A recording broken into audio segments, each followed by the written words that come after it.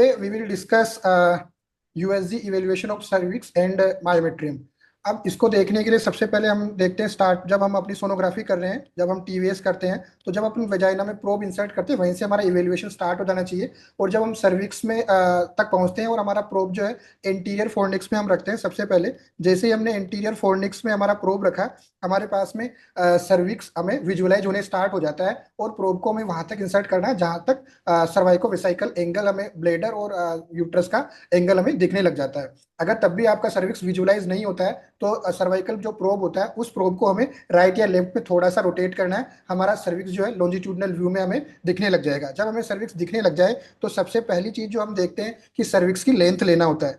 तो हमें अगर सर्विक्स की लेंथ हम मेजर कर रहे हैं तो हमें मेजर कहाँ से कहाँ करना है लेंथ को। लेंथ की जो मेजरमेंट होती है वो होती है इंटरनल ओस से एक्सटर्नल ओस तक। जब हमारे को इंटरनल ओस को हम कैसे आइडेंटिफाई करेंगे, आइडेंटिफाई करने के लिए दो एनाटॉमिकल मार्क होते हैं। वो ये होता है कि यहाँ पर जो आपकी ट्रांसवर्स व्यू में जो आपकी जो यूट्राइन वेसल्स होती है, यूट्राइन वेसल्स इंटरनल ओस के लेवल पर ही एंट्री करती है। थोड़ा डिफिकल्ट होता है इसको देखने के लिए। अगर आपको थोड़ा और इजी वे चाहिए होता है तो दूसरी चीज हम ये करते हैं कि जो एंडोमेट्रियल केविटी होती है, एंडोमेट्रियल केविटी और जो सर्वाइकल केविटी होती है, सर्वाइकल केनाल होता है, यहाँ पर ये इधर से एंडोमेट्रियल केनाल आ रही है और इधर से सर्वाइकल केनाल आ रही है। ये दोनों इस जगह पे ये लेवल जो होता है ये थिनेस्ट पार्ट होता है, यहाँ से सबसे पतला पार्ट होता है। इधर ही आपका सर्वाइकल या इंटरनल ओस होता है और सर्वाइकल केनाल का स्टार्ट होता है। या फिर आप तीसरी चीज ये भी देख सकते हैं इसके अंदर कि जो सर्वाइकल ग्लैंड्स जो होती है वहाँ यहाँ पे सर्वाइकल ग्लैंड मिलना स्टार्ट हो जाती है। एंडोमेट्रियल ग्लैंड में ऐसी कोई मिलेगा नहीं, सर्वाइकल म्यूकोजा में दिखने लग जाती है वहाँ पे, वो हम उस एरिया को भी देख सकते हैं। तो हम लोग तो इससे हम उसको आसानी से आइडेंटिफाई कर सकते हैं। या एक चौथी चीज और होती है कि आपको जो आपका एक हाइपर इकोइक एरिया दिखता है ब्लेडर के, वहां से अगर आप थोड़ा सा ट्राई करेंगे तो वहां से भी आपको इसको इंटरनल ओस को आइडेंटिफाई करने का आपको एक क्लू मिल सकता है। अगर हम इस पिक्चर में हम नजर आ रहे हैं तो ये वाली जो मेरी केविटी नजर आ रही है ये यहाँ तक एंडोमेट्रियल केविटी आ रही है और इधर से ये सर्वाइकल केविटी स्टार्ट हो रही है। और ये वाला जो एरिया है दिस इज द इंटरनल ओस। यहाँ पे हमारा इंटरनल ओस स्टार्ट हुआ और इंटरनल ओस से हमें ये लेनी है और एक्सटर्नल ओस तो हमें आसानी से दिख जाएगा। ये वाला एरिया जो होता है ये एक्सटर्नल ओस होता है और इस इंटरनल और एक्सटर्नल ओस के बीच में जो लेंथ होती है वो हमारी सर्वाइकल लेंथ होती है जब कभी भी हम सर्विक्स की लेंथ को मेजर कर रहे होते हैं। सर्वाइकल लेंथ को मेजर करने के बाद में हमारे पास में दूसरा जो चीज आता है जिसको हम देखते हैं वो होती है हमारी सर्वाइकल लीजन। कोई ना कोई सर्वाइकल लीजन तो नहीं है। तो सर्वाइकल लीजन को हम कौन कौन सी को हमारे फोकस में होना चाहिए। सर्वाइकल लीजन देखने के लिए सबसे पहली जो चीज होती है, कोई भी पोलीपोइडल मास हो सकता है, कोई भी फाइब्रोइड हो सकता है, या नेबोथियन सिस्ट जो होती है जो कॉमन कॉमन हमें मिलती है, नेबोथियन सिस्ट देख सकते हैं हम इसके पास में।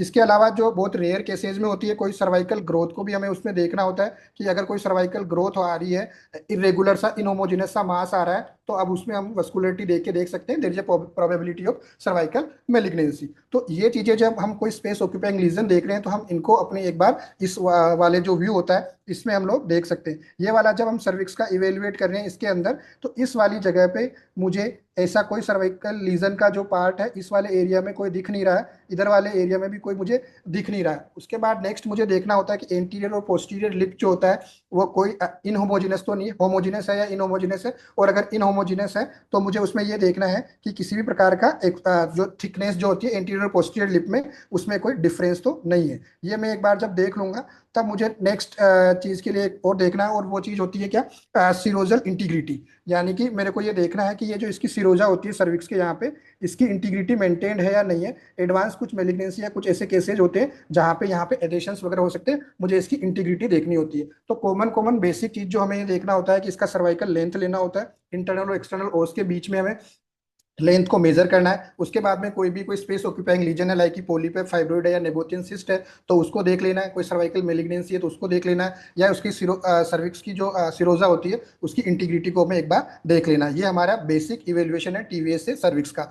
हमें ये ध्यान रखना है कि सर्विक्स को जब भी हम इवेल्युएट कर रहे हैं तो सबसे पहला जो हमारा प्लेन होता है, फर्स्ट प्लेन जो होता है उसको हम लॉन्जिट्यूडनल प्लेन में लेते हैं। लॉन्जिट्यूडनल प्लेन के साथ साथ ऑलवेज रिमेंबर कि आपको ट्रांसवर्स प्लेन में भी उसको ऊपर से नीचे भी आपको एक बार देखना हो सकता है कोई रीजन या कोई ऐसी जो रिलेशनशिप हमें देखना होता है किसी भी मास का, तो हम ट्रांसवर्स व्यू में भी देख सकते हैं। तो ये लॉन्जिट्यूडनल व्यू भी बनाना है और ट्रांसवर्स व्यू भी बनाना है। नाउ नेक्स्ट, जब हम एक बार इसको देख लेते हैं तो हमारा प्रोब जो होता है थोड़ा हम ऊपर की ओर शिफ्ट करते हैं, और थोड़ा ऊपर की शिफ्ट करते ही हमारे पास में आती है मायोमेट्रियम। तो अब हमें मायोमेट्रियम के क्या क्या बेसिक्स जो होते हैं वो हमें मायोमेट्रियम के बेसिक्स टीवीएस पे देखने होते हैं। सबसे पहले जैसे ही मैंने प्रोब को थोड़ा अंदर इंसर्ट करूंगा, अंदर जाते ही मेरे पास में हमारे पास मायोमेट्रियम स्टार्ट हो जाएगी। फर्स्ट चीज जो मैं स्पेसिफिकली देखता हूँ, अगर there is any history of LSCS, तो अगर कोई भी एलएससीएस की हिस्ट्री है तो सबसे पहले आपको लोअर सेगमेंट का जो इंटीरियर वॉल होता है वहां पे स्कार मार्क जो होता है उस स्कार मार्क को थोड़ा सा इवेलुएट कर लेना चाहिए, क्योंकि एलएससीएस के बढ़ते हुए ट्रेंड की वजह से स्कार मार्क के वहां पे आपको कोई डिफेक्ट मिल सकता है। और वो डिफेक्ट जो होता है जनरली लोग मिस कर देते हैं छोटे डिफेक्ट्स को, जिसको हम इस्मोसीलिया सर्वाइकल नीश बोलते हैं। इस्मोसीलिया सर्वाइकल नीश जो होता है उसको हम मिस कर सकते हैं। तो आपको एक बार इस पे जरूर एक व्यू रखना चाहिए कि भाई हाँ इसके बाद हो गया। नाउ नेक्स्ट, जब हमारे पास में ये कोई हिस्ट्री नहीं है अपने पास में, कोई स्कार मार्क नहीं है या एलएससीएस की कोई हिस्ट्री नहीं है, तो हम नेक्स्ट जाते हैं जो बेसिक सभी पेशेंट्स में हम करते हैं। सबसे पहले हमको देखनी होती है कि ये होमोजीनियस है या इनहोमोजीनियस है। सबसे पहले हमें कोई क्या देखनी है मायोमेट्रियम की, होमोजीनियस है या हेट्रोजीनियस है। अगर हेट्रोजीनियस आती, जनरली जो नॉर्मली क्या होता है कि ये होमोजीनियस होती है। होमोजीनियस का मतलब होता है एंटीरियर और पोस्टीरियर वॉल एक ही ग्रे स्केल पे दिखाती है, न तो हाइपर इकोइक दिखाती है न हाइपो इकोइक दिखाती है, एक जैसा उसका ग्रे स्केल होता है। अगर होमोजीनस नहीं होके ये क्या आ गई है, हिट्रोजीनस आ गई। अगर ये हिट्रोजीनस आ गई है तो I have to evaluate the reason. मुझे इसका रीजन देखना है कि यार इसका कारण क्या हो सकता है हेट्रोजेनिसिटी का। हेट्रोजेनिसिटी का कोई भी रीजन ऐसा स्पेस ऑक्यूपाइंग लीजन जो हो सकती है आपको सबको पता है, ये फाइब्रोइड हो सकता है, एडिनोमायोसिस हो सकता है, या कोई भी सर्वाइक जो सॉरी जो यूट्राइन सार्कोमा वगैरह रेयर केसेज होते हैं, तो वो आपको इसको एक बार रूल आउट करना होता है। और अगर ये एंडोमेट्रियल साइड में है तो कोई पोलिप या सबम्यूकोजल फाइब्रोइड भी आपको मिल सकता है। तो आपको होमोजेनेसिटी देख लेनी है, और होमोजेनेसिटी के बाद में जब आपको लगता है कि ये होमोजेनस है तो हमारा दूसरा जो चीज होती है वो हम देखते हैं कि इसमें कोई एसिमेट्री तो नहीं है। एसिमेट्री किसमें नहीं है, एंटीरियर और पोस्टीरियर जो मायोमेट्रियम है दोनों की थिकनेस जो होती है वो इक्वल है, या एंटीरियर की थिकनेस ज्यादा है या पोस्टीरियर की थिकनेस ज्यादा है। दोनों की थिकनेस में अगर हमें अंतर निकलता है तो हमें फर्दर इवेलुएट करना होता है इसको। ये हमारा जो मायोमेट्रियम का ऊपर से नीचे देखने का जो तरीका होता है वो ये होता है। अगर मैं इस वाले पिक्चर में आपको दिखाऊं तो ये वाला पिक्चर जो होता है मेरा यहाँ से इस वाले पिक्चर में यहाँ से मेरा क्या हुआ कि सर्विक्स खत्म, इंटरनल ओस, ये सारा का सारा यूट्रस का पार्ट आ गया। यूट्रस के पार्ट में मैं ये वाला जो एरिया है इस वाले एरिया में मेरे को देखना है कि ये पोस्टीरियर मायोमेट्रियम है और ये एंटीरियर मायोमेट्रियम है। एंटीरियर और पोस्टीरियर मायोमेट्रियम में होमोजीनस मुझे नजर आ रहा है, किसी भी प्रकार का स्पेस ऑक्यूपाइंग लीजन जो है इसमें नजर नहीं आ रही है। मायोमेट्रियम नॉर्मल दिख रही है, इसकी थिकनेस जो होती है यहाँ से लेकर यहाँ तक, और इधर की थिकनेस यहाँ से लेकर यहाँ तक ऑलमोस्ट इक्वल है। इसके बाद जब मुझे ये समझ में आ गया कि यार यहाँ पे कोई भी किसी प्रकार का लीजन नहीं है, ये नॉर्मल है। अब नॉर्मल जो लीजन होता है उसको हम अलग से क्लास में डिस्कस कर लेंगे। ये वाला एकदम से नॉर्मल हमारे पास में पिक्चर है। इसको देखने के बाद में मेरा जो फोकस शिफ्ट होता है वो शिफ्ट होता है इसकी सिरोसा के ऊपर। ये वाली जो होती है इसको हम बोलते हैं ये सिरोसा, आउटर मार्जिन जो होता है यूट्रस का उसको सिरोसा बोलते हैं। और ये जो एक हाइपर इकोइक आपको लाइन यहाँ पे नजर आ रही होगी, ये वाली एरिया, इस वाले एरिया को हम बोलते हैं सिरोजा। तो जनरली हम मायोमेट्रियम को तो देख लेते हैं लेकिन सिरोजा को थोड़ा सा भूल जाते हैं या नेग्लेक्ट कर देते हैं, तो सिरोसा को भी हमें देखना होता है। सिरोसा में दो या तीन चीजें हमें देखनी होती है कि ये जो सिरोसा जो आ रही है इस सिरोसा की जो कंटिन्यूटी है, क्या ये कंटिन्यूअस है, इसकी कंटिन्यूटी देखनी होती है हमें, और इसकी स्मूथनेस देखनी होती है। एक तो कंटिन्यूटी देखनी है और एक स्मूथनेस देखनी है कि अगर ये कंटिन्यू है या इसका इरेगुलर हो रही है। इसके साथ अगर ये स्मूथ है कंटिन्यू है कोई दिक्कत नहीं, अगर अबनॉर्मल आती है तो हमें इसका टिश्यू इंटरफेस देखना होता है। टिश्यू इंटरफेस का मतलब ये होता है कि इसके पोस्टीरियरली पाउच ऑफ डगलस में ये जो हमारा सिग्मोइड कोलोन होता है या रेक्टम होता है वहां पे ये पीछे उसके साथ में रिलेशनशिप में रहती है।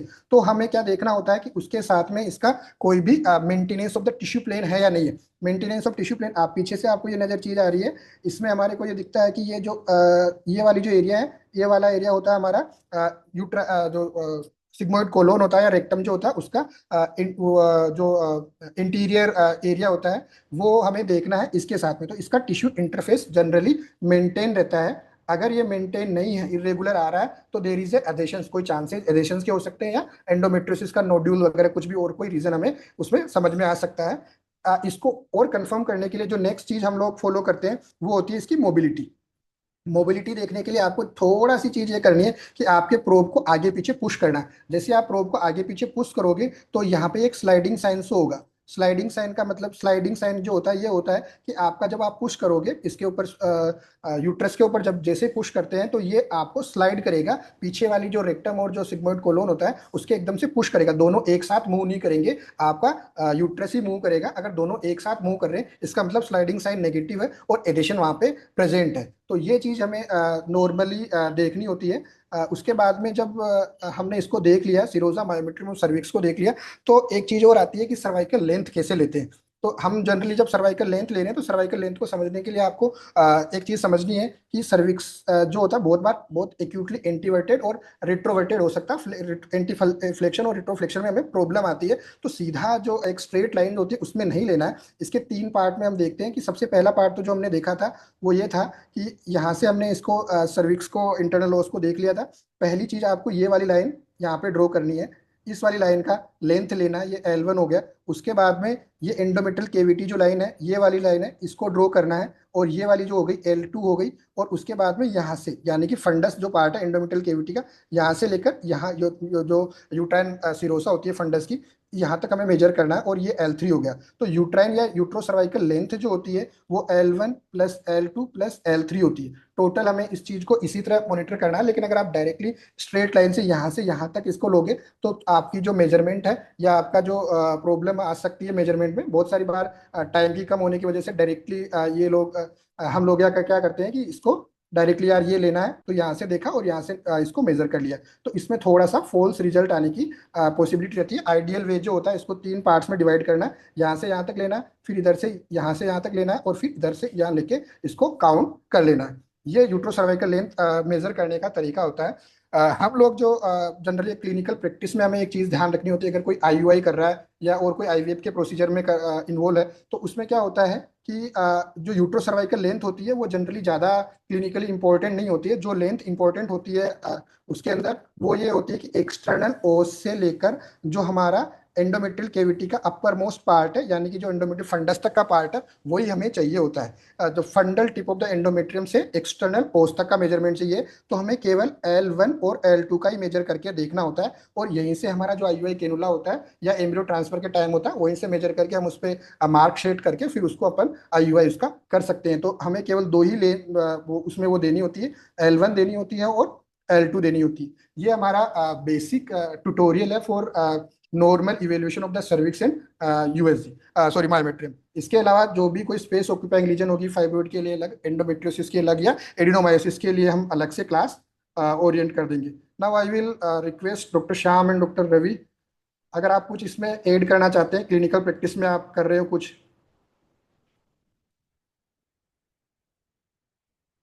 Shyam, unmute your self. हाँ, हेलो। हाँ भाई। हाँ। हाँ। नहीं, हाँ परफेक्ट था, कुछ नहीं कमी नहीं परफेक्ट है। था, कुछ कमी नहीं है।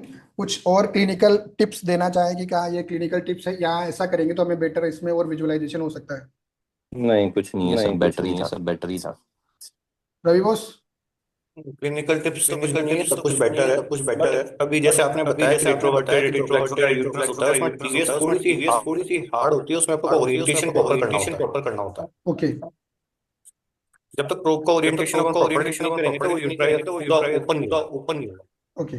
तो प्रोब ओरिएंटेशन के लिए एक्चुअली में बस जब तक आप खुद के हाथ से नहीं करते हो उसको, जब तक आपका 3D विजुअलाइजेशन ठीक नहीं है और जब को आप हाँ तक प्रॉपर ट्रेनिंग उसमें नहीं होती है, तब तक हम एक्चुअली में ऑनलाइन प्रॉपर दिखा भी नहीं पाएंगे कि यार प्रोब का ओरिएंटेशन हमें हाँ कैसे करना पड़ता है। लेकिन नहीं, फिर भी हम एक ऑनलाइन नहीं छोटा है तो सा प्रैक्टिकल लेक्चर पॉइंट्स ही है। प्रैक्टिकल पॉइंट्स ही है। प्रोब ओरिएंटेशन पे रख सकते हैं। प्रोब ओरिएंटेशन पे अपन छोटे छोटे जो टिप्स होते हैं वो अपन दे सकते हैं, और छोटे अपन उसको यूट्यूब पे अपन अपलोड कर सकते हैं। बाकी तो हैंड्स ऑन नहीं होता यूट्रस है। और सर्विक्स यूट्रस और डिजीज का है सर्विक्स ना। डिजीज का है ना। हम्म। हेलो। नेक्स्ट पार्ट कितना है नेक्स्ट अपना। पार्ट कितना है अपना। नेक्स्ट पार्ट अब बॉस इसमें नॉर्मल में एंडोमेट्रियम का बचा है तो हम लोग एंडोमेट्रियम डिस्कस करेंगे। अच्छा, अच्छा। और फिर उसकी और फिर उसकी पैथोलॉजीज। पैथोलॉजीज। पैथोलॉजीज फिर नेक्स्ट धीरे धीरे लेते रहेंगे। एक एक पैथोलॉजी, फाइब्रोइड हो ओके गया, ओके एडिनोमायोसिस ओके हो गया, या ओके और कोई ओके लीजन हो ओके। गया, पोलिप हो गया, तो हम उसका एक एक लेते रहेंगे। हम्म इसमें हम्म। कुछ आप ऐड करना चाहते हो बस? नहीं नहीं, नहीं एक्चुअली नहीं, तो accept. Thank you so much accept. Everyone. अगर आपका कोई डाउट है तो आप कमेंट बॉक्स में जरूर उसको पूछना, हम आपका पूरा आंसर देने का पूरा ट्राई करेंगे। ठीक है, थैंक यू सो मच।